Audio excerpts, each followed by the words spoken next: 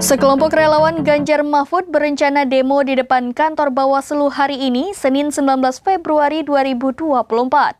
Relawan itu datang untuk menyuarakan penolakan terhadap hasil pemilu yang dianggap penuh kecurangan.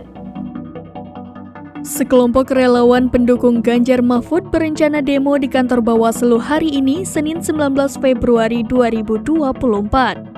Relawan itu datang untuk menyuarakan penolakan terhadap hasil pemilu yang dinilai penuh kecurangan. Ketua Umum Komando Barisan Ganjar Pranowo Burhan Saidi mengatakan massa akan bergerak dari Patung Kuda menuju kantor Bawaslu pada pukul 10 waktu Indonesia Barat. Menurutnya sebanyak 276 orang relawan Ganjar Mahfud telah menolak hasil Pilpres. Oleh karena itu Burhan mempersilahkan mereka untuk terjun ke jalan dan menggeruduk kantor Bawaslu.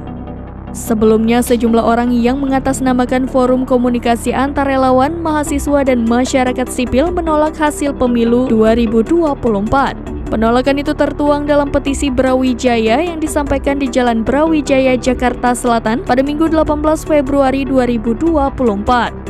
Salah satu perwakilan relawan Haposan Situmorang menyebut ada 5 poin utama dalam petisi tersebut. Salah satunya meminta KPU agar melaksanakan pemilu ulang secara jujur dan adil. Sebab pesta demokrasi yang baru saja digelar pekan lalu dianggap penuh kecurangan.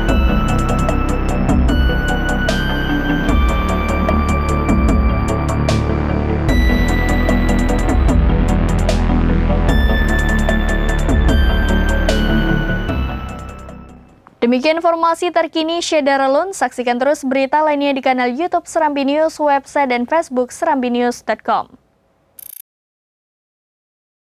Download Tribun X sekarang, menghadirkan lokal menjadi Indonesia.